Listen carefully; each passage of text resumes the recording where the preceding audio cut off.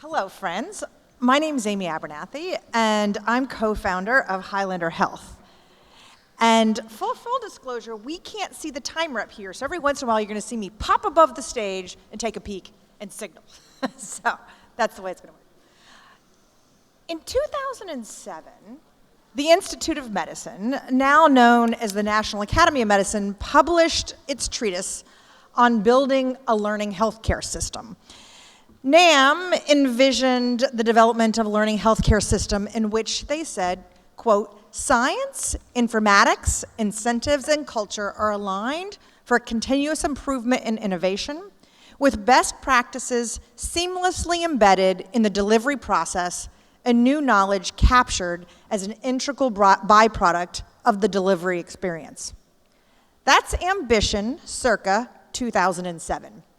It showed up in legislation such as the HITECH Act, giving us the platform of electronic health records, novel clinical studies such as pragmatic clinical trials, quality monitoring and PDSA cycles that I think we all lived through, clinical decision support, and many, many more solutions. The stage was set in 2007 before ubiquitous iPhones, cloud compute, automation at scale, or LLMs, or virtual primary care, or patients as consumers, or widespread clinician burnout, the change data breach, or COVID. So wow, what about the landscape of learning health systems circa 2025 and beyond? Where are we going? And what is the role of artificial intelligence? We're going to dive in and imagine together today. And for each panelist, I'd like you to introduce yourself as we go into the conversation. And Alpa, I'm going to start with you. What does a learning health system mean in 2025, and how is it different from the 2007 version of the story? Start with introducing yourself. Hi, everyone, and thank you for having me. I'm Alpa Patel. I'm at the American Cancer Society, and I lead our population science research program. So when I think about, as a cancer epidemiologist working with really large volumes of data on patient populations, hundreds of thousands of individuals, from 2007 to 2025, a lot of differences. So we can think about disaggregated data, bringing in data from multiple different sources, and how do we bring that together? And I think technology has allowed us to really streamline how we can bring disparate types of multimodal data together.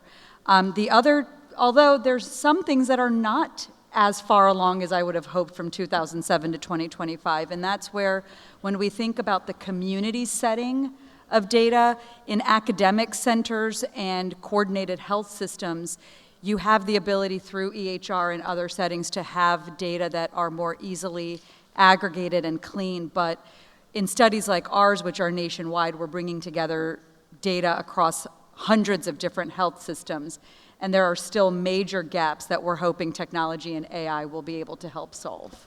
So in 2025 plus, one of the key concepts is that, you know, we used to think of a health system with a ring or a geographic ring about it, but now we're talking about integrating data and the virtual health data life of an individual across many different sites of care and the interstitium in between. You know, David, tell me about your version of 2025 for the learning health system. So I'm David Sontag.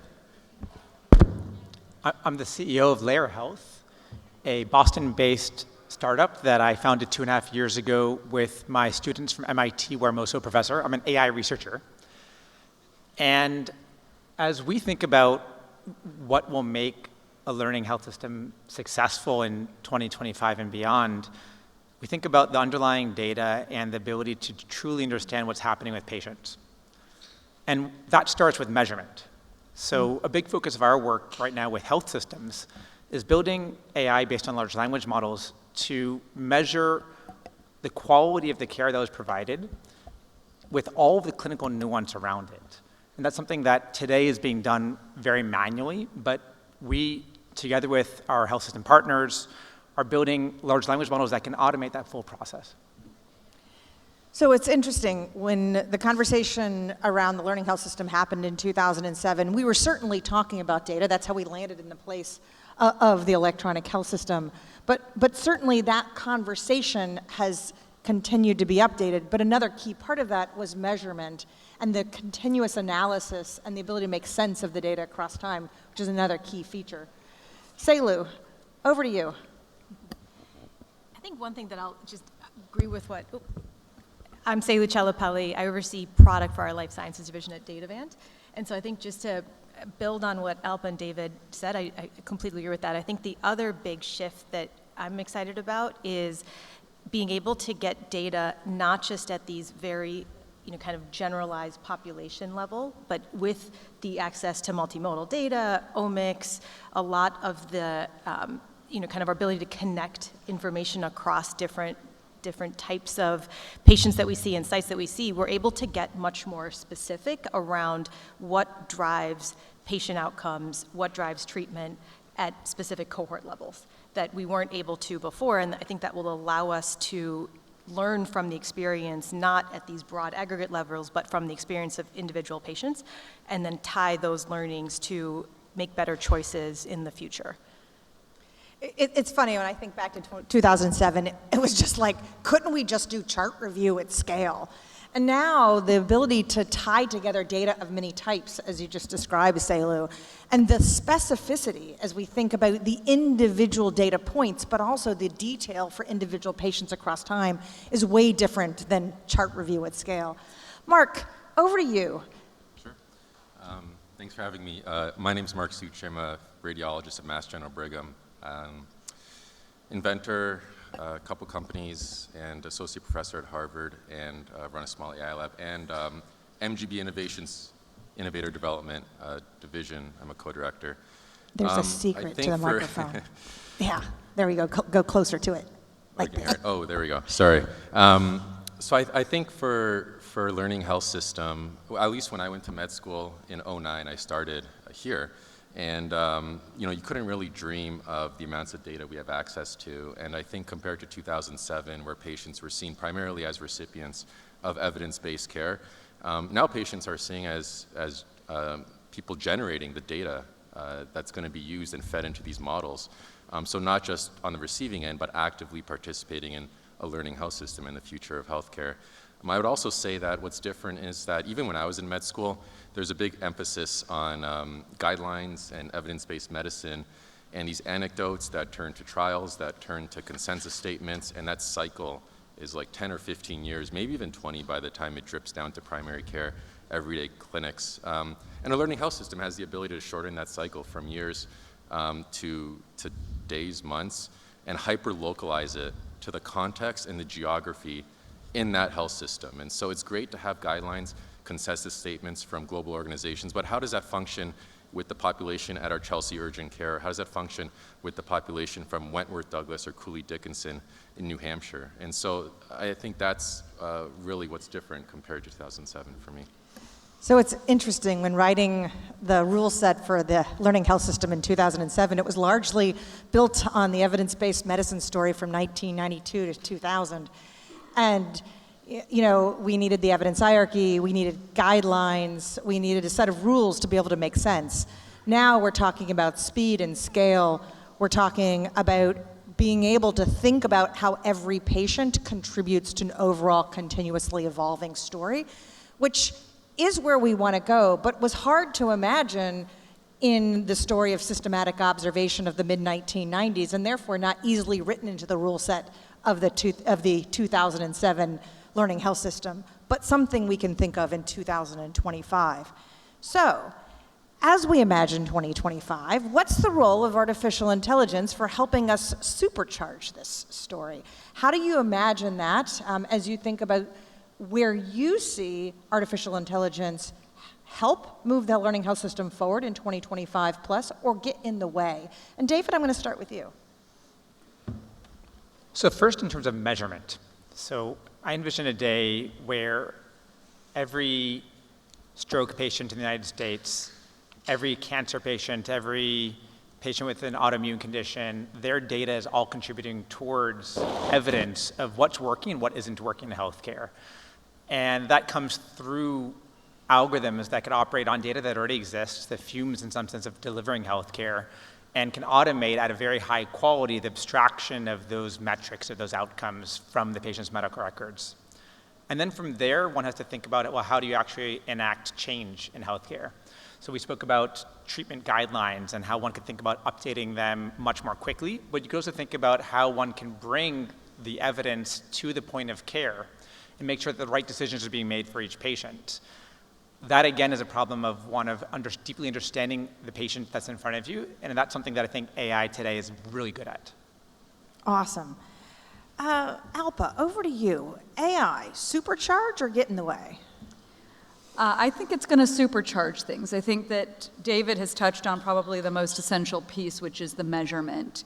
And this is where, as an epidemiologist by training, we're always thinking about data missingness. So a lot of times, one of the big criticisms of real-world data are that you get what you get. But how can AI, and in particular, the way in which we abstract data out of different types of records, allow us to get to a point where we have much more complete data and higher quality data that we can then apply, whether it's in a research setting or in clinical care delivery.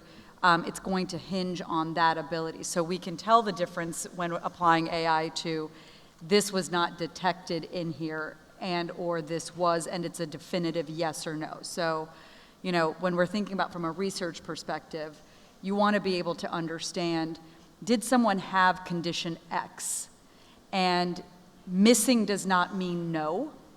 And that's one of the big challenges that we've had with data that I think AI, if done well and applied well, can help solve.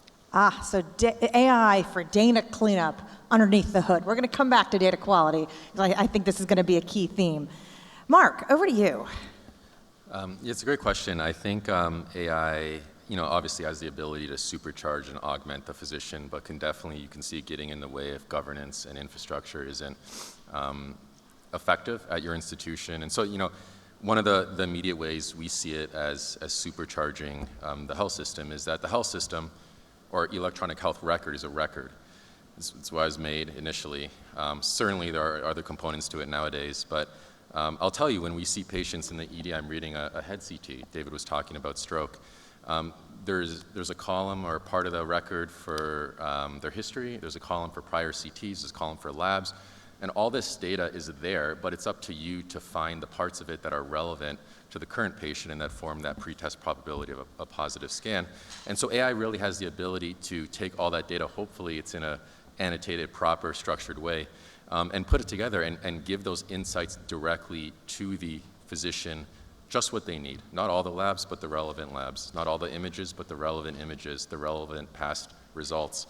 And to give that curated data using AI to the frontline physician is a huge time saver for us. So I think it'll be great.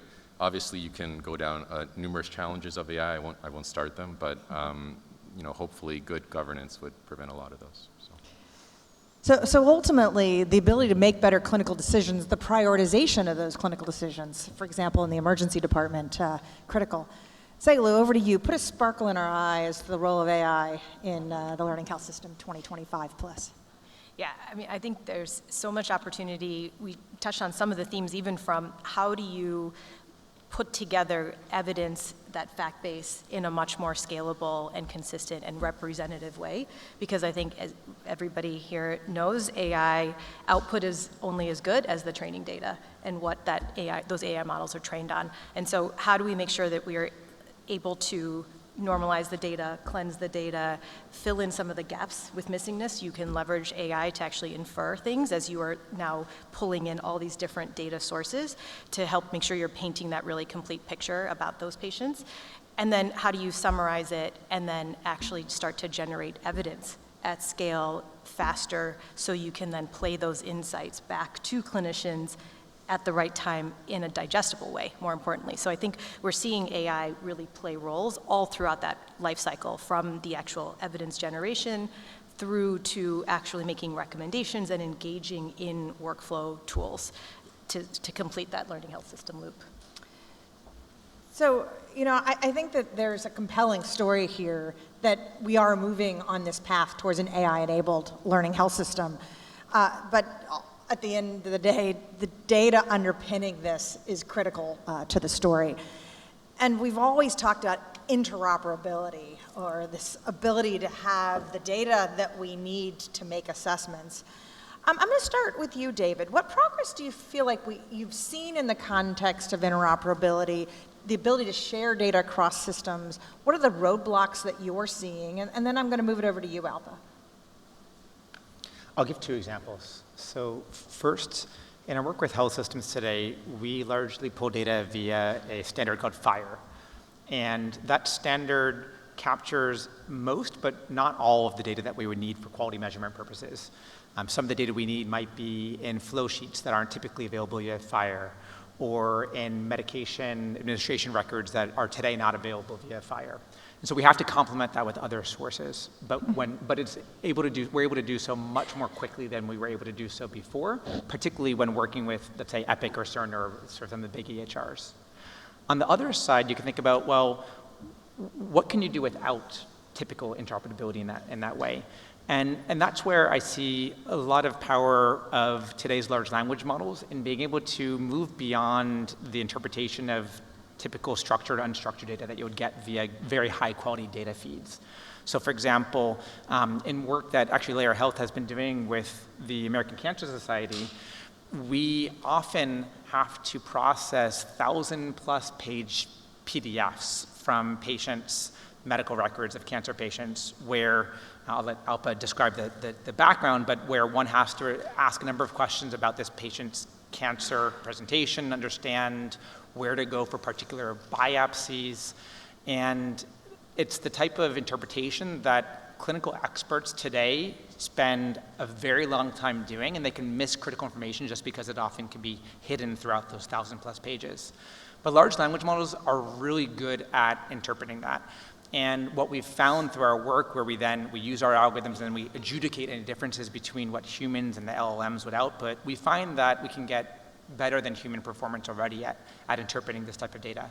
So when you have other companies like Datavant, for example, who's making it possible to retrieve data from all of the different sites of care that patients might be at, the same sort of data that you might get through a health information exchange if it were for, let's say, treatment purposes, but may not be available via research purposes, then you could start to bring algorithms like the ones I'm describing to reason across the many different sites of care, and in doing so start to fill in some of the missingness that Alpa was earlier referring to.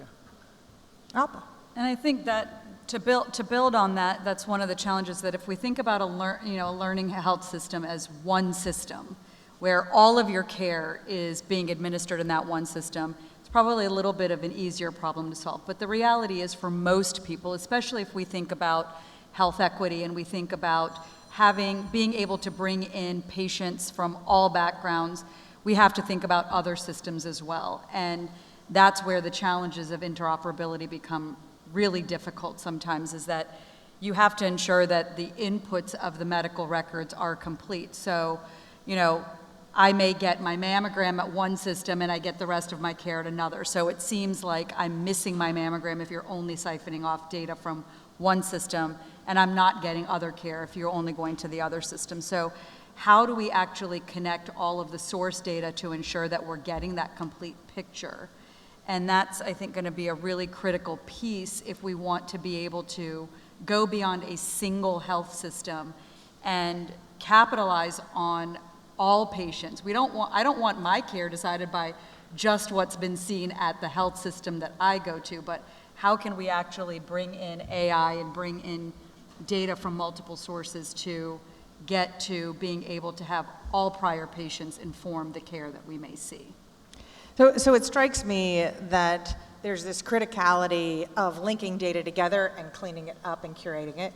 There's this criticality of recognizing that any one of us lives across many different systems of care, and we also don't want to create biased data sets or data sets that don't represent all the people that we're supposed to provide care for. And we've got to learn to solve for this. Seilu, I'm curious what you're thinking as we talk about data interoperability, and I want you to bring data quality into this conversation. My favorite topic. So, I think one thing that we've been we've been fortunate is some of the regulations that you are referencing and some of the progress we've made is we actually now do have access to a lot more data, right? Like a lot of EHRs, payers, labs, everything is now available and generally accessible through APIs. They're starting to get some standardization through FHIR standards, et cetera. So things are starting to come together, which is great. And I think what we now need to do is figure out how to get from this data siloed, disparate data sources to now, kind of analytic ready data sets, which, Alpa and team use to make decisions. And this is where I think a lot of what we've been focused on at DataVan is part of the linking, so the tokenization and linking process where you can then tokenize all of these disparate data sets. So finding, kind of clinical journey information from EHRs, finding payment information from claims, finding really detailed variant level genomic information from genomic data sets. And how do you actually pull that together into a single longitudinal, complete, multimodal patient data set? That's kind of step one for us. The second piece is then how do you make sure you're finding the right patients across all these different data sets and matching them across these different data sets. That's something that we've been using AI to help build that confidence that patient A is patient A across all these different data sets so that you can now analyze in a more confident way. And then how do you start to query and analyze that data? And this is where, again, I think some of the AI tools will help you infer data models, it'll help you clean the data. And sometimes with LLMs, you don't even have to go through that harmonization in the first place because they know how to look for liver cancers the same as hepatocellular carcinoma in different data sets potentially. So I think that's where we're starting to see these trends. And then from the data quality side, again, like we started off where the AI output's only as good as the AI input. And for me, data quality is not just accuracy. Missingness is an important component. Representativeness of the cohort is an important component, as well as even cohort sizes, especially when you're talking about some of these models where they need to have access to large volumes of data to be able to train on. And so I think being able to now, if we can pull together all these different data sets in a really confident way, it allows us to start filling the gaps, allows us to start assembling cohorts that are of sufficient scale because no single data set often has enough patients, and it allows us to provide that really complete picture to start making more, kind of more value or evidence-based decisions. So I find it remarkable that in 2025 plus, we can synthesize data across multiple sites of care. New technology and innovation is allowing the curation data to get better and better. We're getting better at improving data quality. Data interoperability is not perfect, but there's movement in that direction. So in other words, we can start sharing data, but things keep getting in our way. And I want to combine, Mark, for you, two kind of questions. One is, if we can make progress in building our data infrastructure, we've got technology and innovation helping us do that. What do we still need to solve as we start continuing on our journey of the learning health system? And also asked from our audience is, how do we need to think about patient data ownership and patients' role in this story as we're building the learning healthcare system? Those are great questions. I think the obvious things we need to solve in a learning health system is a lot. But number one thing for the patient-doctor relationship is how that data and those insights are delivered in the context of a patient care visit, how they're used to improve, or let's say, I'll give you an example, they can be used to prep the patient or the provider so they ask the right questions when they have that 15 minutes in the room. Is it a case where we're going to have insights, but they're not going to be well integrated into, for me, it's Epic, let's say, for an EHR, but it's also an imaging system. I use something called PACS. And are they actually integrated into where my daily workflow is when I'm reading CT scans or other stuff, or dictating reports? And I think the second question is the patient's role is really interesting. It's something I've thought a fair bit about. An example is, not an example, but if you've ever seen those Norman Rockwell paintings of like doctors, there's like a series of them, and they're always this romantic view of doctors and like a kid or the kid's doll or like a patient, but it's always a doctor and a patient. It's not like a doctor and a bunch of computers, and obviously healthcare's evolved since then, but the point is that patients, instead of just being recipients of the data insights, that visit where the outcome was to care for the patient, treat them, solve their problem, there's now kind of a second purpose of the visit, and it's basically can be used to generate data. And that data generated during that visit can be integrated, let's say, into MGB's insights for the next patient with a similar presentation or demographics. And all of a sudden, that second component of the patient visit becomes very crucial to being a cutting-edge health system, and it's a huge strategic advantage if MGB says, okay, you know, we're a learning health system and we have this % lower readmissions because of this technology we use. And so I think that introduces, for the first time really ever, a second purpose of a patient-doctor visit. And I think managing the data that comes out of that, managing the obvious conflicts with something like that is going to be a big challenge for us and for other systems going forward. And do you pay the patients for their data? Sorry? Do you pay the patients for their data? What does that look like? I doubt anyone's going to pay the patients for that data. I think it's probably going to be you know, within the context of seeing a patient or virtually or in the hospital. All that data is essentially owned by the health system. You know, the other thing I'll just say off that point is that this kind of stuff, we do it, but it's like a research protocol, and it's like an opt-in. It's like a patient signs something and says this patient visit or this, you're part of a trial. I do think it's going to be opt-out very shortly in that all the data we get, it's going to be expected that it's aggregated and used to do research and provide those insights in a learning healthcare system. So I think there's going to be a change to your point about perceived ownership of patient data. Yeah, so I reflect that several questions on the audience question iPad is about patient data ownership. And Mark, I reflect on your comment, and it is a good reminder that this is still an evolving story. And how health systems think about this, how patients think about this, how companies that work with patients' data think about this is going to be an evolving story probably, you know, for the next number of years, and it'll be interesting. But just given the questions, it reminds me that it's top of mind for all of us. So, there is a really important enlarging infrastructure of data. But in a learning health system, we do something. The point is to actually improve health. And so, Mark, I'm going to continue to call on you. You know, what are the applications in learning healthcare system around improving health and leveraging this data for good that you find most compelling? And, you know, examples from your own experience in the emergency room.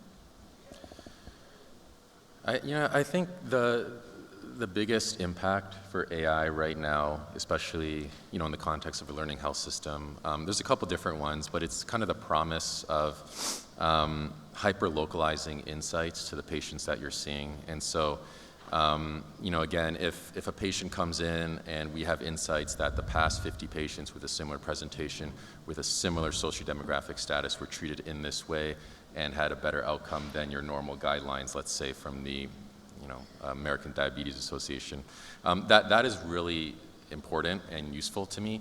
The second one I'll say is that using AI models. So in the emergency department, a specific one is if you come in, let's say with dizziness or, you know, facial droop, you know, what are you getting? What's the very first thing they're doing to you, test-wise? They're giving you a head CT, basically. And, you know, the vast majority of head CTs, time is brain in a stroke, you need to detect it really, really quickly. And so we have a growing database of head CTs, which can sometimes show stroke, but not really, but is really quick. And we also have a database of growing MRIs that definitively show stroke, but is much slower.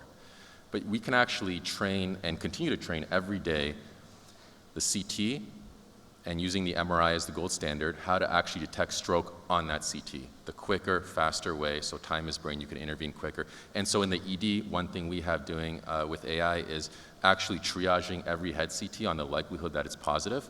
So not reading them in the order the patients came in, but reading it in the likelihood that there's going to be a positive stroke and an opportunity for intervention. And so that's probably the major one that's being implemented right now in my ED. Love that. You want to take that next, David? Yeah, I'm happy to give a couple more examples. Yeah. So with Mass General Brigham, actually, several years ago, my lab at MIT worked on developing new algorithms for treatment recommendation for women with uncomplicated urinary tract infections. And so the Infectious Disease Society of America has standard guidelines for how UTIs should be treated in terms of think of it like a flow chart, depending on past antibiotic exposure, local site information, and so on. But if one looks at the data, one sees that clinicians are very seldom following those guidelines. So one of the first things that we did, this was together with Sanjit Kanjalal, who is here at MGB, we looked at just treatment variation, really understanding across the different sites of care within MGB where you see treatment adherence to those guidelines and where you don't. And then the second question that we looked at was, how can one develop machine learning algorithms to try to predict what the right antibiotic choice is for a particular patient, a woman, at the point of care. And what you see from that is that one can think about that trade-off between medicine is always very multidimensional. You don't want to just resolve the infection, but you also want to be good antibiotic stewards. And so you can find new policies, AI policies for antibiotic treatment that are substantially better than the existing IDSA guidelines in terms of balancing those two competing priorities. But then most importantly are site-specific and patient-specific, which we think can really help with adoption of the clinicians at the point of care. That same question, then you could start to think about a much more global level. So for example, in work I did with a health insurer, Independence Blue Cross, we looked at the same question, but rather a question of comparing different antibiotics and looking at downstream outcomes in terms of complications of that therapy. And looking at now claims data across tens of, if not hundreds of thousands of women who got these antibiotics, you can start to see really, first, look at the profiles, understand of the different options you have available, now looking at longer term implications of that treatment choice. And this is the type of thing which we can do very well in these isolated instances where a researcher like me has access to the data.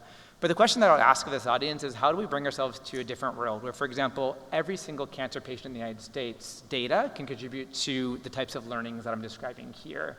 And that's something I'd love for us to debate, because I think the world has changed a lot with the advent of interoperability, as we were describing, with the advent of AI in the way that we were describing earlier. Alba, ACA, have any comments on this? So, I mean, I think this is a big thing that we're tackling is, still about 3 out of every 4 cancers is diagnosed and treated in community settings. So how do we bring all of these different data together to ensure that we're seeing all of these different settings inform care? So, building on just some of those examples, for instance, one of the things that we're doing is digitizing tumor tissue. And these are simple ways of bringing data together regardless of where that surgical resection happens and so on, of then applying AI to understand pattern recognition in the tumor images. So can we actually see that we can inform in a community setting, same as we would in an academic setting, how can we best treat, what is most likely to be good treatment response based on the pattern profiling of that tumor. And so that's how we're going to be able to get the performance and standard of care and outcomes that we see in an NCI designated comprehensive cancer center at the community level as well. So it strikes me that leveraging the learning health system model, you start to equalize best care across the entire system, regardless of site of care, academic, community system, et cetera. So, Selu, I'm going to start shifting to our future story as we start looking towards this future. And I heard it once said that for true interoperability, clinicians need to not even know that the technology is there. With your product hat on, what steps are needed for implementation like this to occur? How do we need to imagine and plan for that future? Yeah, this is such an important question. So I think one of the main things that we've been thinking about, not just within my current role at Datavant, but in prior roles, is how do you work within the current workflows? And how do you bring technology and AI solutions to the physician and to the patient versus having to take them out and go, whether it's into a separate system or even a separate frame, all of that adds friction. And so I think it's going to be really, really important for us to think about mapping out what are existing workflows, what are existing tools, and how do we reduce that, not add to it with new technologies and solutions. So this is where the interoperability, the ability for different tools and technologies to plug in together is going to be critical. And then the other piece is really making sure that we make this part of their workflow, part of their thought process, versus taking it even out of sequence, right? And so you kind of think about what's the natural interaction between providers and patients, and how do we make sure we're putting the information into that interaction in a logical way, versus, again, kind of saying, well, this is how I normally will talk to the patient first around their history, and then peppering in, do you want to participate in a trial? It's going to be very dissonant. So I think trying to really think about both the systems, but also the actual interactions themselves, and how are physicians and patients, to Mark's point, interacting with each other, not with the computer. I think the other thing that I'm really interested and excited about is, there's now, with a lot of the, kind of voice-to-text language, is how do you actually get physicians to just, again, like, have to be talking directly to patients and not having to type all these things in?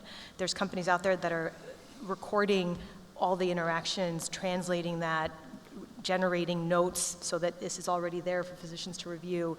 I think there's all ways for us to be able to start to really tap into this, to capture the insights, and then ultimately start to make recommendations. So I see it as the role of technology companies and builders of all kinds to wick away the work, to build the infrastructure so that the learning health system model becomes seamless.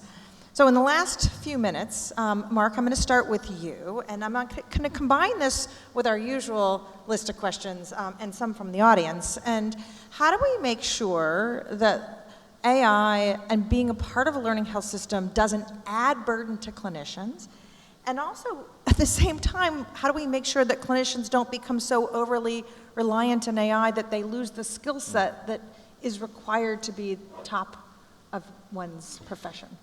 It's a great question, because it doesn't just apply to AI, it applies to basically any technology. And there's a saying that people don't buy technology, they buy what technology does for them. When you buy a light bulb, you're probably not like interested in the inner workings of like the halogen coil or whatever. You're interested in like the output, color. So I think realizing that at the end of the day we have end users, and knowing who those are. In this case, it might be the patient, but it might be the physician, but it might also be the patient in some cases. And integrating the feedback, the iterative testing of the end user into these tools that we deploy is super important.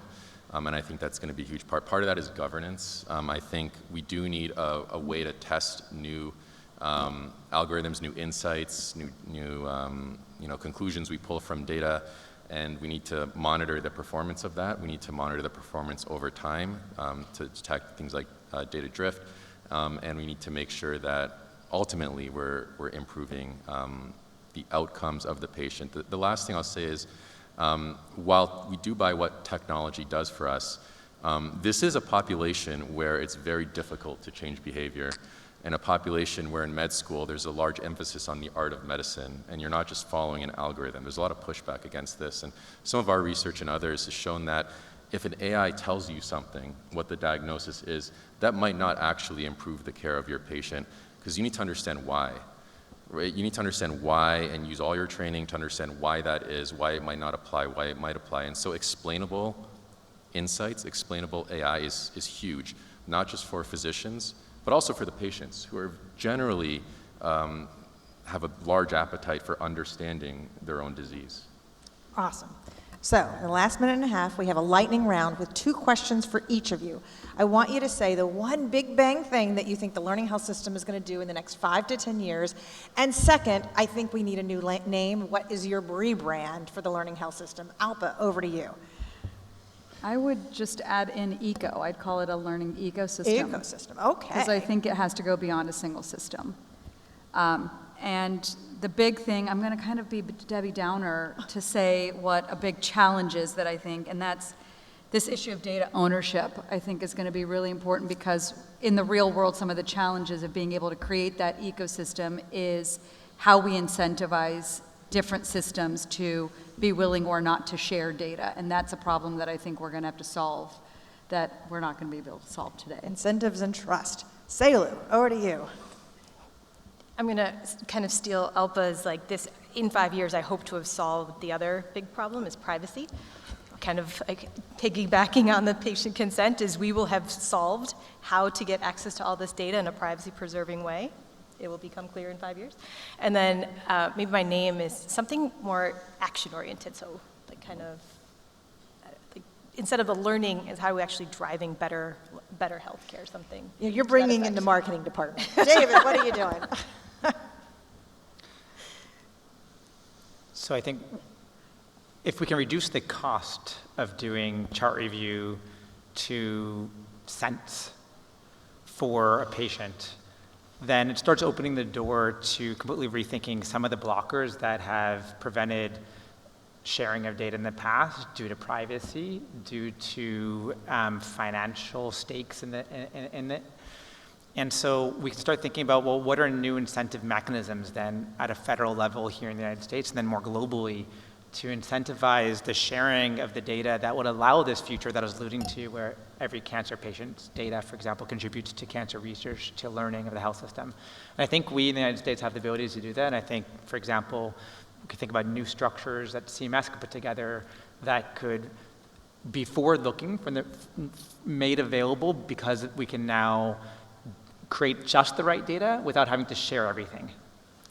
And Mark, what are you going to call it? What's it going to do? Yeah, You get the final word. I missed the first part of that, but I'm gonna down my thread anyways. I'll zoom out and just give more of a philosophical answer. Hopefully, if you know the entrepreneur who went down this line of thinking, I'm not going to tell you, but come to me after. But there was a 1973 study on the most efficient animal, right, per unit mass. Something like a condor was the winner. It's a big bird. But then there was a second part. The researchers did a human on a bicycle, which was the most efficient locomotion per unit mass. And so, famous entrepreneur used this line of thinking for their business. I'm going to apply it to healthcare. Is that basically AI in a learning healthcare system is a bicycle for the doctor. So we all got to get on our bikes. I love that. The vision is that the care of this person sitting in front of me is informed by all the care of all people who were similar that came before her, and her care is reinvested in the future. And with AI, I really see that vision can come to life. So welcome to 2025 plus. Thank you.